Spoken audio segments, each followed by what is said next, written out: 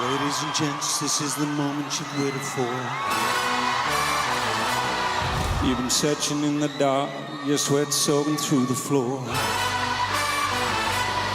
Then came Efficient, who's starting to work home fairly. 150 to go. Taranabar getting tight. Gorky Park 10 ever. And now Efficient. He's swapping them the favourite. Efficient raced to Gorky Park and Dan ever and comes away, and Efficient scored brilliantly.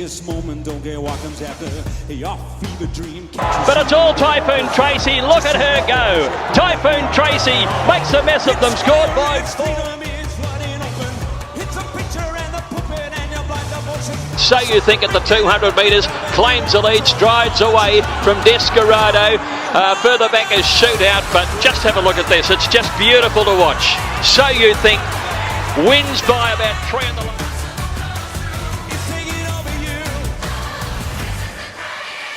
Star Witness was the leader, a length and a half. Kurtana buffering and a good battle behind these, but Star Witness in front of Kurtana. Star Witness comes away, too good for them. Star Witness took the...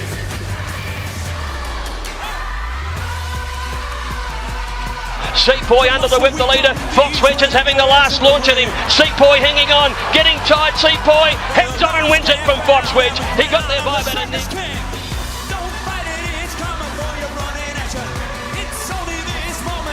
Invincible Star at the 150, leads by a length. Paul Melody is trying hard to pick up Invincible Star. It's Invincible Star. Merchant Navy's flashing. Invincible Star holding on. Merchant Navy throws and got up.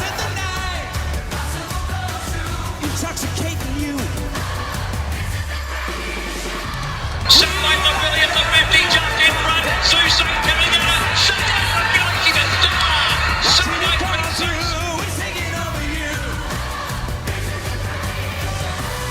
Now Melody Bell is flying home. Aristia at the 150. Here comes the Kiwi Star. Melody Bell up to Aristia. Melody Bell takes Aristia. What a body bear. A mighty bear. Melody Bell is Johnny Get Angry the outside. It's young Berta and Johnny Get Angry stride for stride. Then let's Karaka Deal and Cherry Tortoni from the back. Johnny Get Angry, 100 metres to go, and young Berta. Johnny Get Angry is pulling clear into the shot late. But Johnny Get Angry for an outstanding sporting double for Dennis Pagan. Won it by a...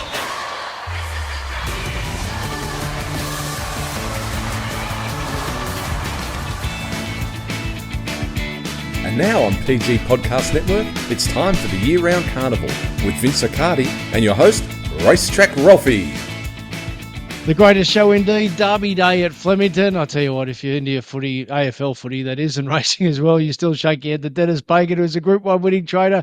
Good on him. What a great story that was. But we're all about tomorrow now. Thanks so much for getting our year-round carnival preview edition of Derby Day Flemington. That audio courtesy of racing.com. As I say, good morning to Vince Accardi from Daily Sexuals. Yes, hello, mate. Yes, good morning, Ralphy. Good morning. Yes, Derby Day. Can you believe it? Absolutely, I can believe it. The mouth guard's in, the rail's true. Only a sprinkle of rain predicted today and tomorrow, so it's hardly worth even saying. But how do you expect Flemington to play other than perfectly? Yeah, exactly. You just summed it up in a heartbeat. Are they going to get into the lanes, Ralphie? That's the big question. Probably not. Probably not. The big fields even. Probably not, especially with the sort of clean weather. So on pace is going to have an edge. Stalkers are definitely going to have a big role, and maybe we can go as far back as midfield. If you've got no speed, you've got no talent, you better be in strike zone. That is the usual play at Flemington. That sounds like it's going to be the case tomorrow. Let's go through the quaddy legs first, starting with the Group 1 Coolmore. There's a real race, and I suppose I better touch on as well before we get into this race itself. Just these straight races. Have you got a feeling about how you're expecting the straight itself to play? Well, it's not a big field, race 6. Tendency could be middle to the inside. I'm not sure if they're going to go to the outside, Ralph. I reckon it's middle inside. Is there anyone going to potentially even split? I'd say it's a big risk if someone does that as well. Okay, well, the starting point is the tempo, and in straight races, it's often a building speed. Is that how you predict it tomorrow? If we roll to the inside, I feel the speed's going to be good, Ralphie. good to the point where we can be good confidence level benchmark +2. If we stick to the middle, then we're likely to be maybe -1, -4. So that is going to be important if we're going to roll to the inside or we're just going to stick to the middle. I personally don't have a view 100% which way we're going to end up. If I look at Hidden Motive, Raging Force being two key drivers and to a slightly lesser extent Magor, just that feeling gives me that we're going to potentially roll to the inside and some speed will be there. Fascinating race in that you've got a Golden Rose winner, Beowulf, that's already reached the heights, and I'll get you to explain just what type of heights he did reach, versus two that are clearly sole focused, walked into the stable at the start of the prep. How often do we say it? That it's a great filter with Group 1 races. Whose grand final is it really? And Tyrus and Beedman clearly have been set for this race. So we'll start with Beowulf, who's got the score on the board. And if you look at your early edition of race speed profiles there, BTCP, best this current prep. Wowee, what a performance that was in the Golden Rose. Well, Ralphy, if this runner can peel back and deliver this last start performance at 1200, then they won't be beating it. 4.4 lengths above benchmark is outstanding. We talked about a whole bunch of horses, let's say, for instance, in Sydney, and we know how elite they are at that level, and this horse sort of matches that trend. I look at the way the horse did it as well. Such fast speed, Ralphie. 4.2 lengths above benchmark first section. Didn't quite match it in the middle, but still running 3.6 above. And there was a little tiny dip, maybe 4-2, slightly, but held its line all the way to the finish line, virtually with a +1. That's high speed. This generally works well coming back to 1200, Ralphie, for lightly raced young horses. 35 days between runs. If they couldn't get the freshness back in the legs, there'll be a problem. So it's just going to be the question within your own thinking is, how comfortable are you taking a horse coming back to 1200? And if you can match that performance of last start, who's going to beat you? Well, that's the mathematical reality, absolutely. And to me, it's less so, confidence that he can come back to 1200, but the theme I touched on before about grand final, he's won his grand final, and just that secondary option, Vince, it's such a spike performance. He was $9 for a reason. I mean, he didn't have that boom on him that some other horses had. Like, he was a nice horse, he was competitive, he hadn't shown blistering superstardom, but then he just produced. And it's say, well, if that's your new normal, we'll go and take $2 tomorrow. I'd be happy to. But was that the outlier at the moment? Well, here's a little thing. I don't do this very often. How did Tempted go in the Everest? Super. Yeah, I know. I'm just trying to bring this into my own mind, right? This is yes. And he smashed it. Now, if Tempted was here, have to be favourite. Yes. Clear cut. Spot on. So I just sit back and I ask myself the question. The speed in the ground, no doubt, played a role. Now, was this blemishing of that, that we're talking about runs, and I'm not saying blemishing in the sense negative in terms of is the horse good or bad. Did the two runs, first and second up, with given the ground, prevent this horse from showing its best? That's the question I'm putting down. So, if you were on similar ground conditions tomorrow at Flemington to the first two runs, then maybe there's a question mark about how repeatable this performance is. But given that there's a high probability we're going to be on good, clean ground with good speed in it, I mean, Liam O'Keefe's one of the masters of the track management. Hopefully he's going to execute superbly like he always does, and we can have a high confidence level we're going to be on. By the time we get to race 6, Rob, we've got to be on that G3 line unless something adverse happens with the weather. So the more you look at it from that angle and you look at that one run before and you just pick that horse Tempted, you just have to sit there and believe that everything's very real. and there's a high probability of potentially matching that performance. So then let's go to the next on your most advanced line in Centaurus, and that's the first of the absolute put the circle around at grand final target race for this horse, and from a real genuine grand final stable. Of course, Chris Waller is, and we'll get to Peter Snowden as well, but Team Freeman are just so good at targeting races. What he showed is the ability to really let down up the straight, which he did first up, second best last 200, 600, 400 a day, just the 11th best last 200. That's at a late taper, and then he produced again at Caulfield. So he's trending the right way, but can he trend well enough to catch Beerwalk? Well, one is the horse has been against that horse in the past and beaten it, if we're looking at it from that angle. But more importantly, this time in, that first up run was excellent, over 1,100 metres, 0.8 above.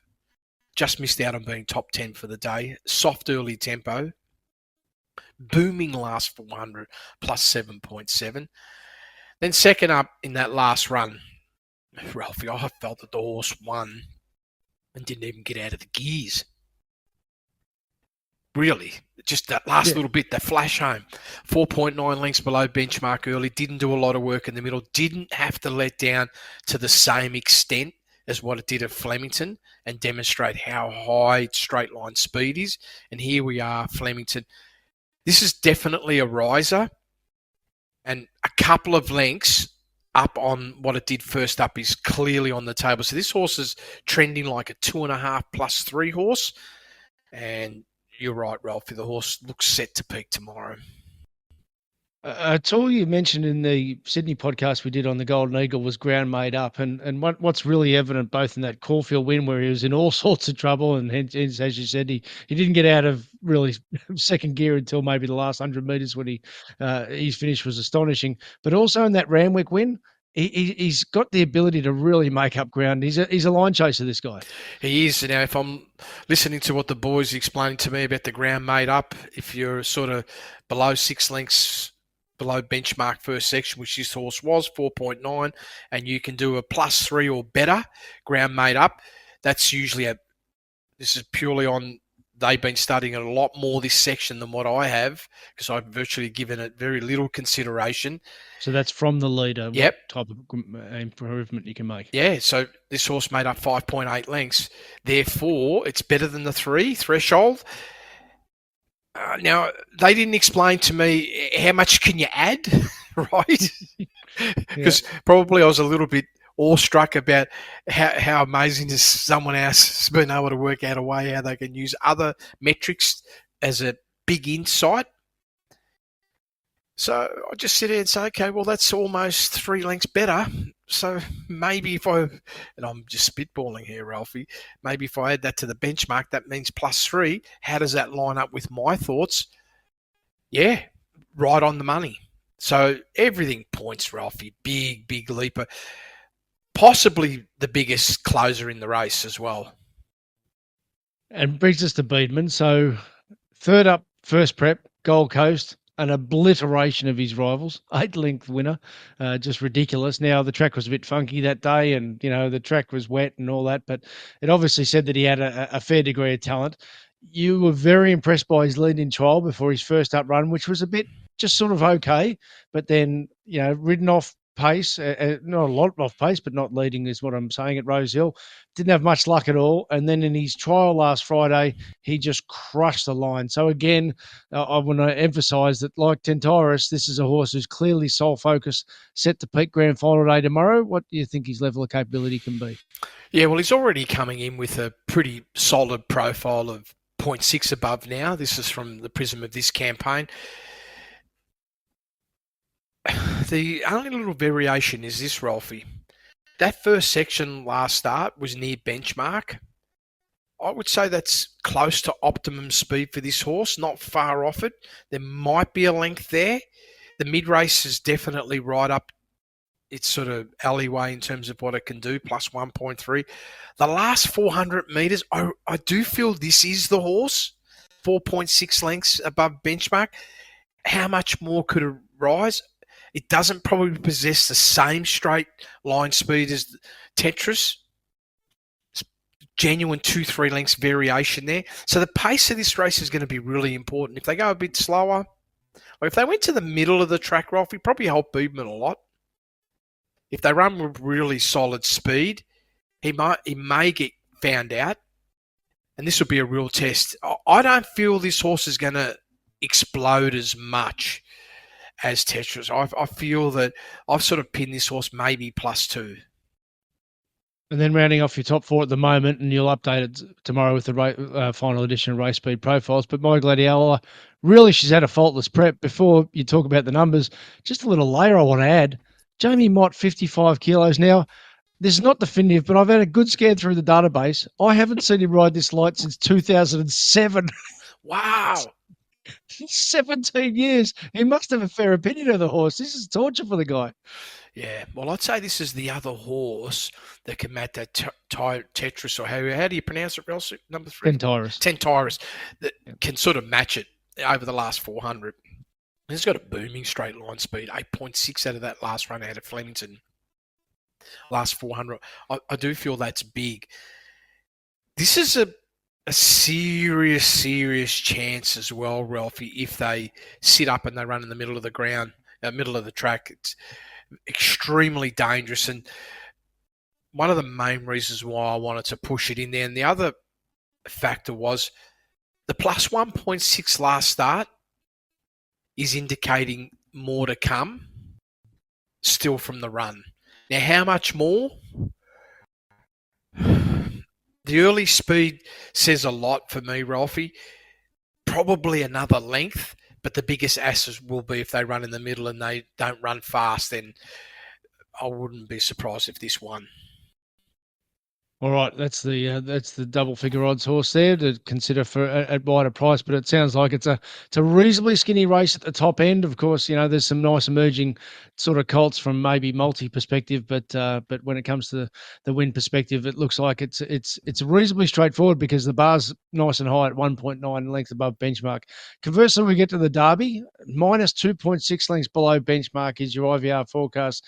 That says at the moment there isn't a lot of class that's required to win. And often the Derby can be a grinder's race, but this is a horse who could be I'd say it with no disrespect to the great horse, but the mahogany type. Is Observer that type who's got that real turn of foot type class to win a Derby? Firstly, I want to ask you about the pace, because what's really noticeable in the lead-in runs, so many of these have been orderly to very, very slow lead-ins, yet tomorrow, big field, maybe they fly along. I hope they do. Run along. But realistically, you're most likely going to be looking at -2, -5, or we're going to be -2 +2. So there's the range. I'm not sure if we're going to go any faster than that. It is a decent size field. It's just going to get back down to how quickly will it take for them to settle in to their rhythm. And we know as well, Ralphie, from past experience, a lot of them will be just thinking about how well can we get the 2,500 metres, and they're going to try and look for conserving of energy. Yep. And this gives us more of an opportunity. And that's why I've marked the race, even speed. We could be slightly above, slightly below, but that's what I'm forecasting. And will Zara control it or not up the front? Well, I don't think he'll worry about putting it on the speed, and then if something goes silly, he just lets him go. He's such a masterly judge of pace. Let's start with just a nice matchup from last week. So Observer, he took Old 100 metres out. He had the race won. He took such a hold that the stewards actually fined him for it. Providence did really smash the line. Probably most years you'd say, well, there's the Derby winner. The question is, it looks like Observer's got a serious amount of class. At the moment, it's around about $2.10 range. I wouldn't be surprised if the big punters like it because the Whirlpool's in action. It starts odds on, but it's just a case of what type of confidence maybe from the Waller stable. But from your perspective on the numbers, what's Observer v Providence matchup look like? Well, at the moment, Observer's sort of sitting smack on in that range of, let's call it 1.2 lengths below benchmark to the -2 range is roughly where the horse is sitting. I can't sort of forget that run 2 starts back for Observer. I mean, that was amazing, that race. 8.5 lengths above benchmark early the horse went, Ralphie. Still holding its benchmark line. through the second section between the 8 and the 4 before sort of realistically collapsing over the last two sections, like most horses did. And then came out last start. We had a complete reversal in speed, 4.6 lengths below benchmark. Now, mind you, this was the slowest the horse has ever raced through the first section. And it was so good to see the horse relax. Yeah. Didn't do any work in the middle.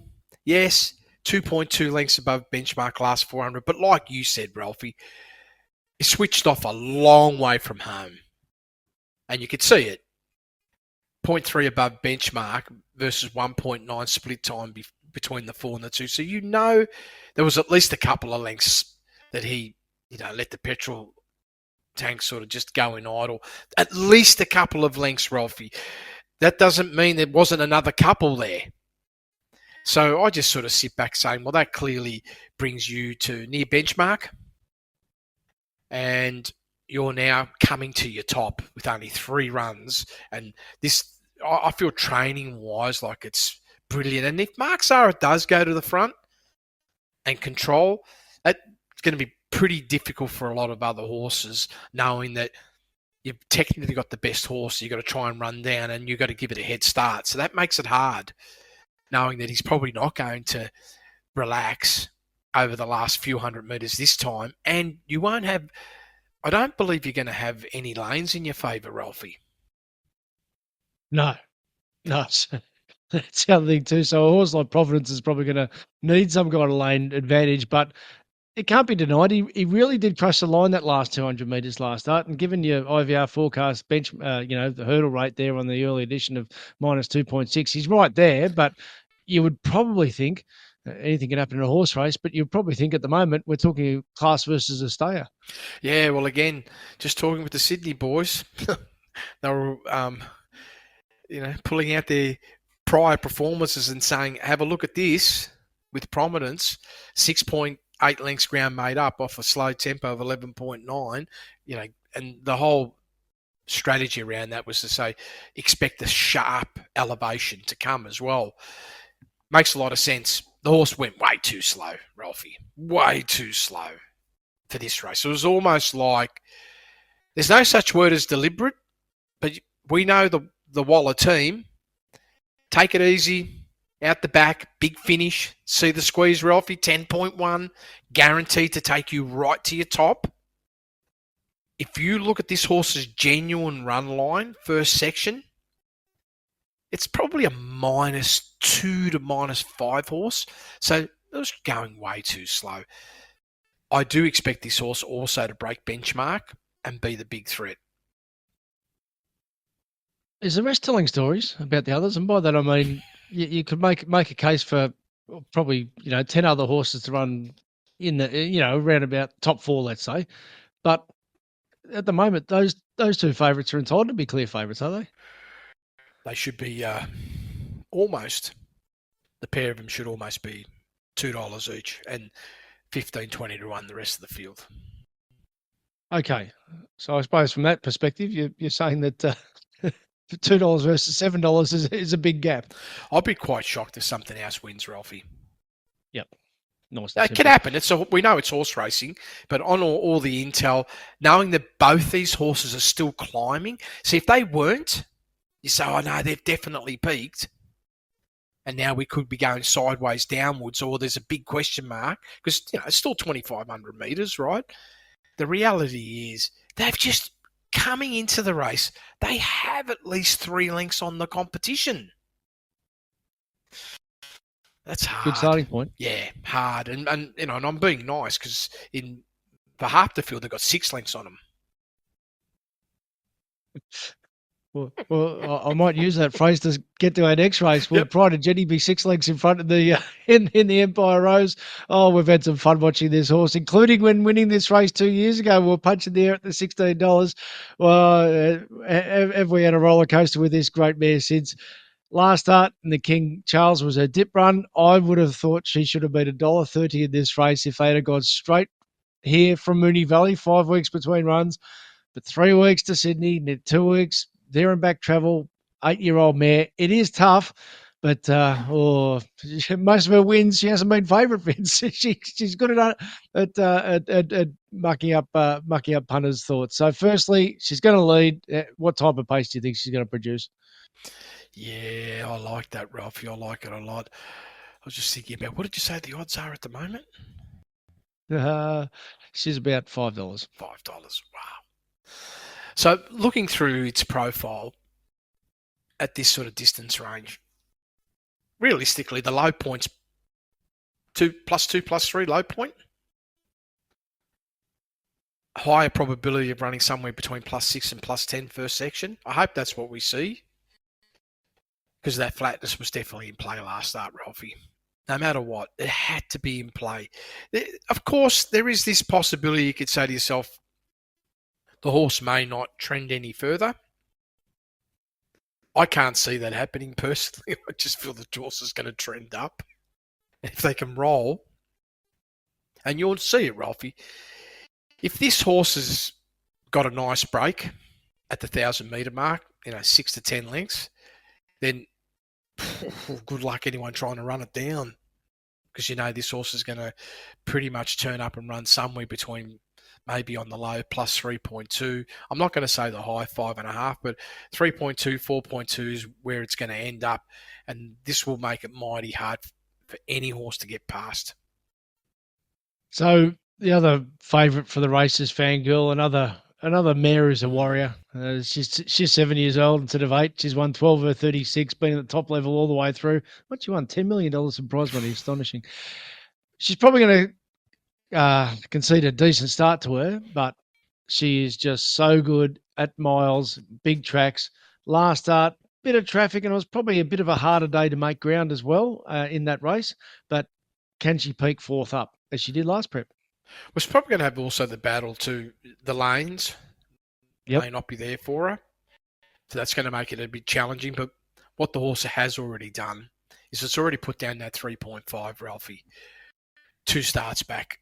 And that on its own, pretty much does deserve for the horse to be right up the top. If not on top, at least second pick. So just purely off that, Ralphie, it's very, very hard not to have this runner there. In races where there's a lot of speed and this horse has to travel, that's always a challenge for this horse. It doesn't very often break benchmark early, Ralphie. So if you have a look at this horse's history, we have to go back a long way. We've got to go back to 2021 at this track for where the horse broke benchmark first section, and it went 0.4 above. Now, that particular day, they ran +6. And as crazy as it sounds, that's what I'm expecting Pride of Jenny to run out tomorrow. So on the technicals, if the horse is 6 lengths off him and travelling at benchmark, then everything indicates that you should be able to reel it in. I feel more realistically, the horse would be probably 8 off him, but you can still reel him in. But it'll be a lot harder because you're not going to have the lane advantage, and that would be the maximum. But if you're 12 lengths off him at the 800, it's going to be a giant ask because the rail's not in the 6 metre position. It's in the true. Yes. Yeah. So when I was doing my form last night, I kept thinking, is this the opportunity to get a good each-way price on Idle Flyer? Is this the real emerging one when Pride of Jenny with Fangirls, they've been stars, but they're getting older? Is this the new girl on the scene? What's your thoughts? Well, it's got to be one of the 2 new horses on the scene. Yes, absolutely. Yeah. Absolutely. Rock solid 3.9 last start, Ralphie. He's the big indicator. Last start, first split time, 0.3 below benchmark. So if the horse just runs at that speed, and what was the lead speed, Ralphie? 6.2 above, right? Just perfect. Yeah. The close was sensational. Almost 8.5 lengths sustained last 800. The run before that, super fast tempo, +7.8. Now that would be getting Pride of Jenny a lot closer to the outer range. Not the impossible range, because Pride of Jenny has gone plus 12, 14. I mean, that would be a great spectacle if we did see that. No, I don't know if that'll work for the horse or not, but this horse went plus 5.6. So even if that happened, the rider only has to always have one thought. Just don't be more than 6 pairs back off Pride of Jenny. And you got the chance to reel it in. The only little thing that I want to put over the top of this, because we've seen a big emergence of this horse, is it because this horse really loves fast ground? Is this the reason why we're seeing this horse come to this level? Or is it just purely a talent evolution? Yes. So I'm not sure we're going to have that sort of speed in the ground, Ralphie, because you have a look at the raw figures. The Randwick 4th of the 10th, the raw was plus 10.4. Oh, it was a fast track. Yeah. This is it, right? Now, if you had confidence that this track would be rock solid G3, you would almost want to be backing this horse to win. But if it's not, maybe it comes back a couple of lengths and it puts them in the mix with the others, and we won't see that next big level of improvement. And we get to Like a Lucy. We've spoken about Chris Waller's, established star in Fangirl, but this, and I'll say it again, the sole focus grand final horses are always to deserve respect, and this just seems its absolute grand final from the time it walked into the stable door. This prep, he's had it for one. He had it for one run in its last prep, which was in the Oaks after it had won the New Zealand Oaks. Now it had a nice break, come through. Blinkers near side first time. Mark Zara first time. What's its capability tomorrow? This is the horse that looks like it's got the setup to win. 2 runs in, plus 2.4 last start. Okay, doesn't have the overall final score at this stage, in its favour. But let's look at what we can genuinely believe this horse can improve by. It was the 3rd best performance on the day. Well, that first section, plus 3.3. So this does make it a little bit tough for Pride of Jenny in the sense that race that day, Ralphie, they went plus 9.7. And this horse was travelling 3.3 above, 1.9 above between the 8 and the 4, then tanked out. Lost 2.6 lengths. And that was pretty much all lost over the 200 metres, guaranteeing it was just a massive conditioning blowout due to the fast speed the horse had to run at. It was the first time ever that horse had run anywhere near that. And its first up run was 9.3 lengths below benchmark, 2 seconds slower.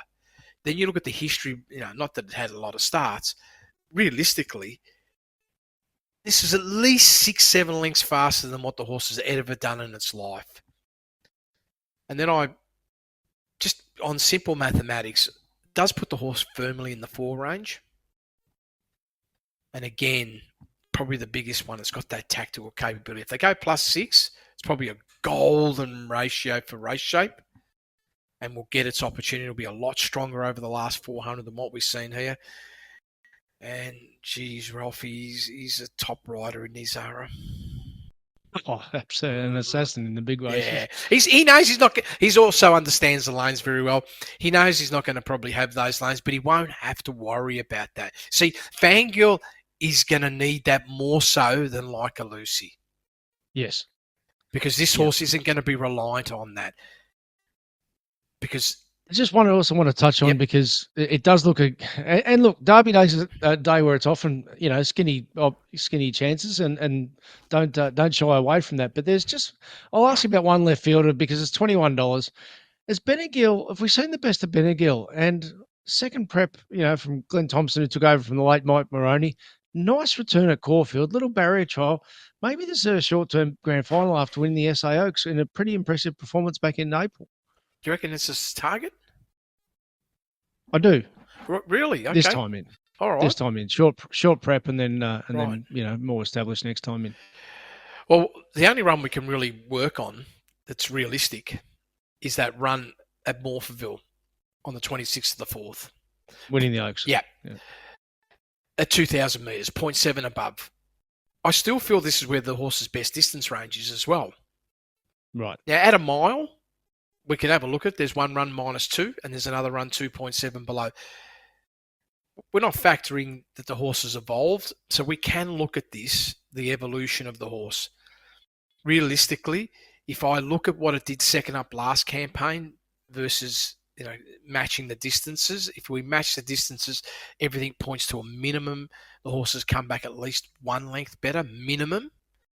Now, if we compare it 14 to 14, then the horse has indicated that it's come back about a 4 length better horse. And on that basis, you're thinking and putting it on the table as being a threat is very real, because that would bring this horse into that +3 range. The question is, can you realistically do this second up against this competition? That's all. Just feels like to me, turn left or right, you're 1 run short. All right, one to consider, but it's it looks like it's a race where there's not many chances, particularly if taking a quaddie. Might be one to skinny up there. Last race, fascinating up the straight here. There's some. Well, I'll start with Generosity, because if Generosity turned up 2 starts back, you couldn't get a short enough price. Just was that a sideways run last start? Her WA best was very good, running close up third in a very high-class quokka, that big multi-million-dollar race that they have. And as I said, she was super 2 starts back. Last start, disappointed the market as favourite. And probably, given your IVR forecast of 1.1, that's still good enough to be in the finish here. So what type of Generosity do you expect to turn up tomorrow? Yeah. Initially, I obviously lost some money on this horse, Ralphy. And I was thinking, have I missed the boat? And, I got to keep referring back to the boys from Sydney, Ralphy. It was a good masterclass lesson session that we had. And I'm just looking here saying, okay, maybe I haven't missed the boat. Maybe there is another opportunity. Because number one, look at ground made up last start. It was 4.1 lengths. It was off a 2.9 lengths below benchmark. Overall performance was 0.2 below benchmark, compared to the +2.2 the run before. There is this chance. And then you look at the previous campaign, where did it peak? 4th up. So maybe the peak's coming here in this race, and the opportunity is there to present itself. This runner has sensational straight line speed. I can blurt off a whole bunch of races, Ralphie. Number one, I can go all the way back to 2024 at Ascot, off a good pace, 2.9 lengths below benchmark, 6.5 lengths above last 400. This horse has also put a 9.5 lengths above benchmark performance over the last 400 with a softer tempo, though.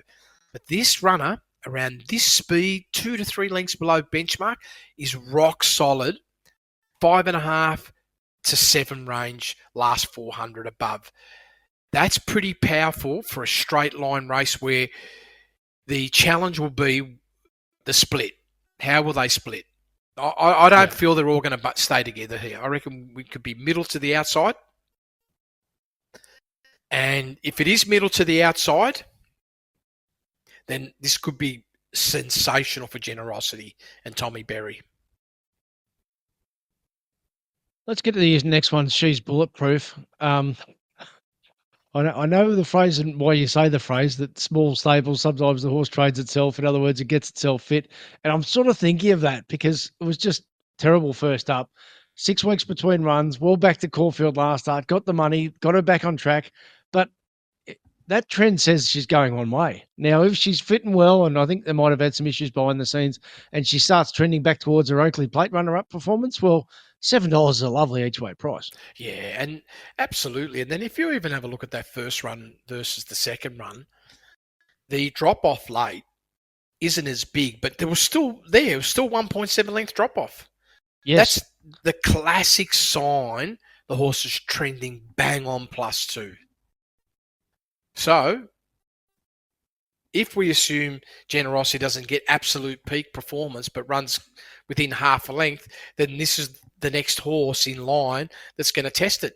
Has to be the testing source. And also, this is another runner that has excellent straight line speed. The trainers doesn't have to worry about it too much because the horse got itself ready.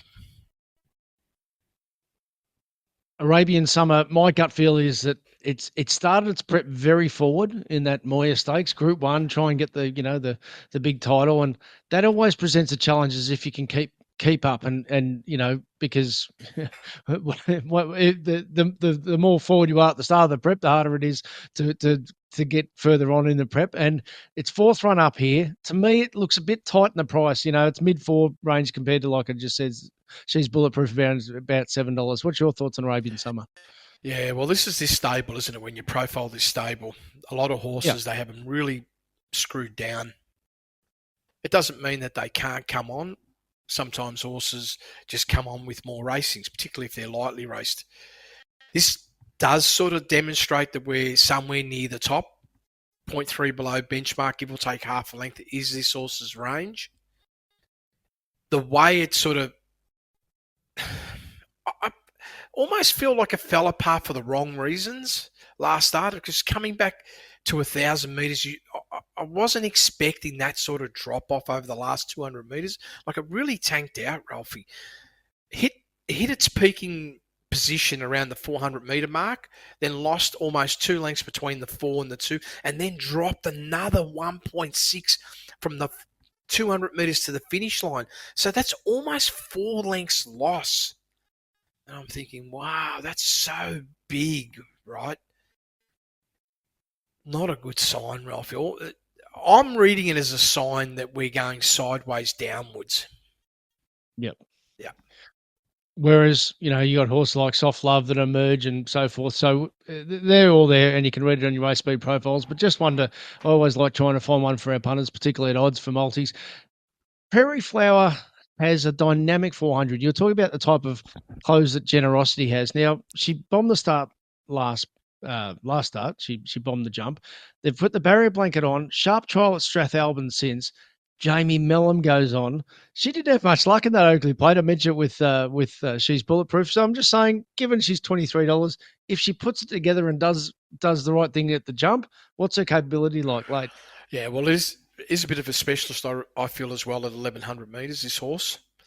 And has outstanding straight line speed. Multiple occasions where the horse has gone +9 or better. Last 400. And Morphettville, Ralphie, is a track where you've got huge straight. And if you've got the big straight line speed, you get big edges. The only challenge that I could see with this horse, if you want to put one on the table, is just that settling position. Like, in terms of the typical profile. Like, if you're ridden a little bit too aggressive, there is that one run at Morphettville where it was 4.4 lengths below benchmark through that first section, but the lead speed was just half length below benchmark. So if you were confident we were going to have a benchmark early speed, great, no problems, because that horse still put down a 6.4 lengths above benchmark last 400. But if they're rolling and we're running +2 or 3, then this horse is going to be typically where I'm seeing it, running 6 to 8 lengths below benchmark. And are you too far back? That's all. Yep. All right. Well, there's just one on the table there at $20 odd. Let's go through the other races now. Pick up the pace with 15 minutes to go, because we like keeping it to the right hour for our customers here. And race 5, the Damien Oliver, the great man, is now got a race named after him. Last start for King Zephyr and Zoo Sensation at Caulfield. You said King Zephyr was a sucker bet at the odds-on price. Zoo Sensation should be favourite, and it did the right thing by those who followed you in. It led throughout, and King Zephyr, the one filter that I can't get out of my mind here is his wins have been at Sandown, at Flemington, 3 at Sandown, Pakenham, Bendigo. He does seem a big track horse, but as you say, the lanes have to be in play. Is tomorrow his chance to turn the tables on Zoo Sensation? Oh, for sure. Yeah, 100%. Yeah. Tomorrow's the day. Right. No question. You have a look at the setup. It's half length above benchmark. Bang on trending to the +1.2 now. And could be better. We're just taking that the baseline. You have a look at the setup of the last run. I still felt there was a lot of merit. The horse made up excellent ground as well.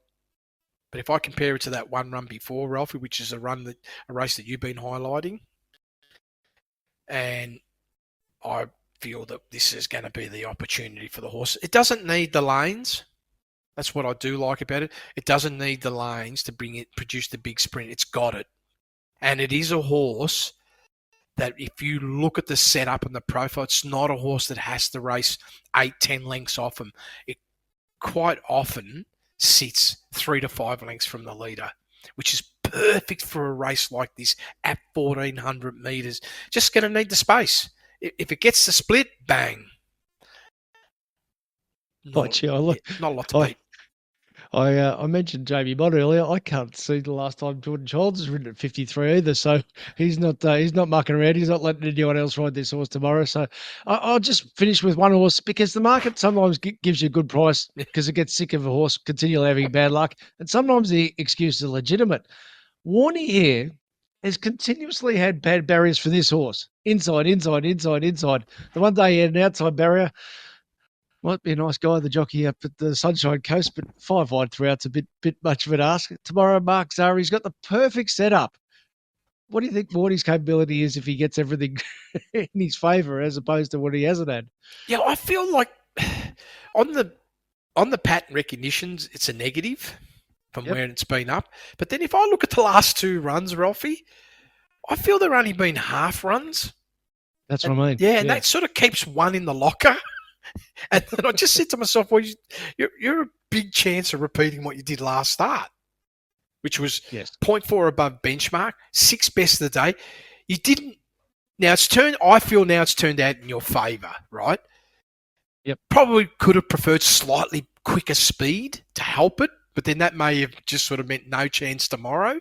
But because it didn't have that, big chance. Didn't do hardly any work in the middle either, like 7.4 below benchmark early, 3.5 below it between the 8 and the 4. Excellent last 400 metres and only getting stronger.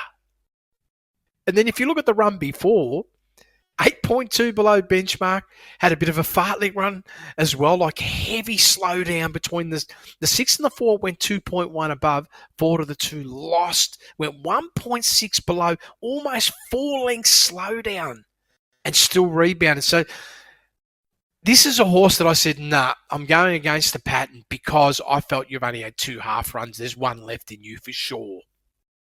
Righto. Race 4, a lot of people are going to have this horse in their multis. You don't get interested if you can't get your $1.30 the place, and that's get a good feeling. Form does look faultless. I guess the question is for those wanting to take it, whether you're of interest to taking odds on and or including it in your multis, the realness of a horse like Freedom Flame from South Australia, because it was a nice IVR time versus what this filly has shown in her win when really only clear over the last 200 metres, and at Caulfield where it was pretty much a sit and sprint 1,000 guineas at Group 1 level. She does look the real emerging star filly this time in, but gee, $1.60 is a tight price fits. Yeah, well, probably the reality is, Ralph, that probably says a lot about how bad most of the other horses are. That's what I mean, yeah. You only have to win. Like, some of these horses are coming into this race with like 9 lengths below benchmark, Ralphie. Yes. You see, we've got this challenge. The hurdle rate still is 2.2 below, or 2 lengths, let's call it, right? And there's only 3 horses that can possibly meet that criteria. Unfortunately, there's not much left. Now, is it unfair, $1.60? Of course it is. It should be $5, but no one's going to give you $5, right? Not when there's only 3 horses. Fair enough. There's more of a betting race in race 3, though, up the straight. Now, it wasn't hard to put a big circle around Cabalas. It was in that race that we spoke about with Generosity. Rothfire won the race. Very, very good return, but Star Patrol, blinkers on. He is a dead set specialist up the straight. He missed the 1400 run, which I reckon did him a favour. Keeps some speed and freshness in his legs. I assume he's had some issues behind the scenes, but this is a very interesting, I'll call it a pincer movement between a horse who's fast and on pace and a horse who's probably untapped but a big finisher in Cabalas. Yeah, well, firstly, Star Patrol, it's been faultless both runs. Really. 1.1 above first up. I won't say it's the best it's gone, but it's close to it. And then backs up at Flemington again and runs +1.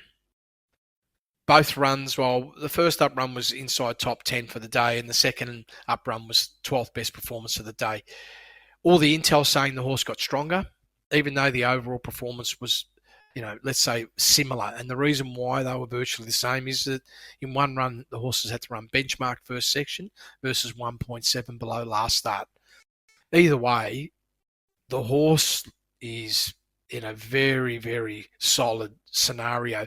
The only little challenge you can have is, do you know where, early in the day, could we go to the middle, Ralphie, or the inside? That's it. Now, as long as they don't go to the outside, right, then Star Patrol has to be the horse to beat.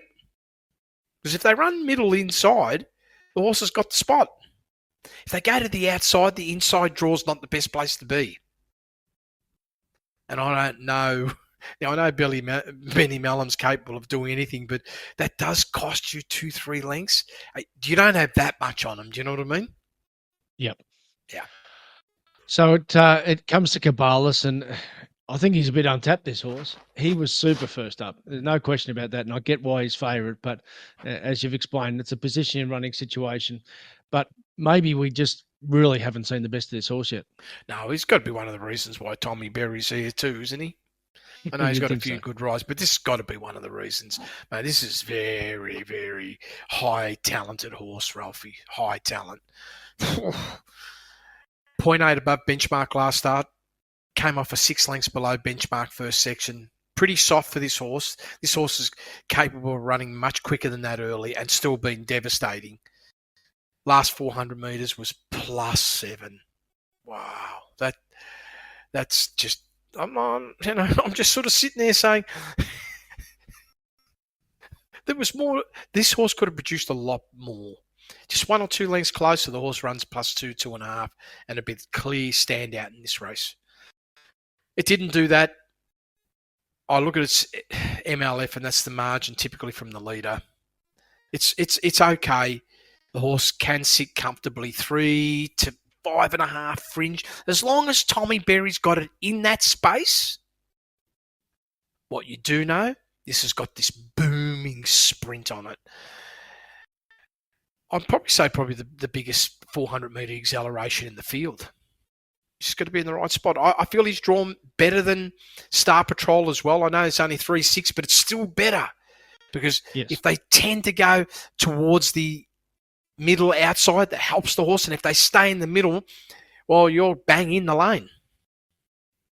So Hedge actually splits him in the market, which to me looks a bit tight. I know in your early edition he's been spat out as your most advantage, and that he obviously has a good degree of talent. First up was Sound. First up for Gavin Bedgegood, who's got an amazing record with recruits, including from good stables, and this one's come from a good stable in Price Kent. It gassed out chasing Jigsaw, just got beaten a nose at favourite, and Jigsaw then won the sprint last week at Moonee Valley in a quirky sort of race. But has he got the top level ability of the other two if they bring their A game? Well, it has to off the Cranbourne run. Plus 1.4. Yeah, it's huge return. And look at the setup. -3 first section.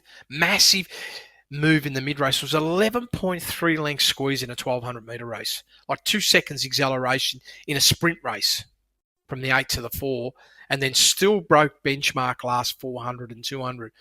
There was a deterioration that came after that big squeeze, but entitled to. Lost about 2 lengths. So I just don't know about what to do with the trainer, Ralphie. That's my only little challenge. Pretty good with recruits, I'm going to say. Yeah. He's a little stable, but geez, he's managed to nail a few. So see how he goes there. The one I don't want to move on without mentioning, I think this is one of the best $23 shots you'll ever see. Maybe his 26 is as much. Amina. Now, we put her in Sizzlers. First up at Moonee Valley. Super run. And maybe she overextended what the expectations was, and then it meant that she was flat at Caulfield. Sorry, she wasn't first up. She was second up from Rosehill, but a big move in the middle. And then the acceleration just wasn't there. Blinker's first time tomorrow, though, says rebound. Now, if it rebounds, this is a horse with a good level of talent. Well, yeah, Ralphie, if it rebounds and we look at what it did at Moorfield back in April, plus 1.9, not going to miss the money on that. It's going to run first 3. Well, second to Charm Stone, who won that Group 1 at Moonee Valley. Yeah, So super strong. it's real form. Real form, yep. Yep. All right. Well, that's $23. So one to consider there for tomorrow. The Vanity over 1,400 metres. Vince, I couldn't make head or tail of this form. Is there anything that appeals to you? She's an alibi at $2.50. I get why it's favourite, but I don't get on a date when there's some shorties that do interest. This one doesn't. Your thoughts? Yeah, well, I was going to ask you, why do you feel the horse is so short? Oh, something has to be favourite, I guess.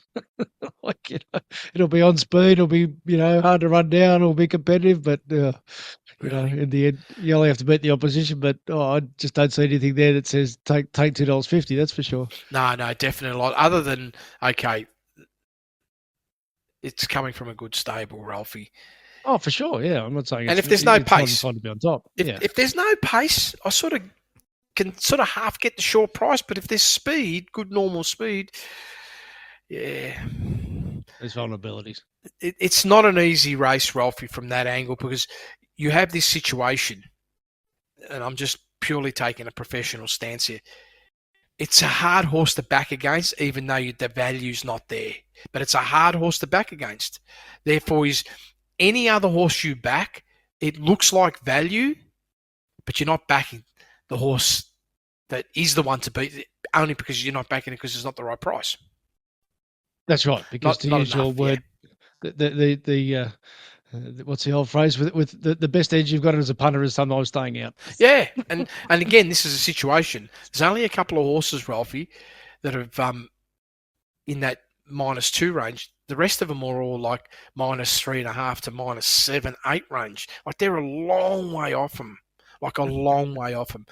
And this is why, I always say, Ralphie, for myself, if I don't want to back him, I'm not going to back against you either, because I'm playing the bookmaker's game then, and I don't want to do that.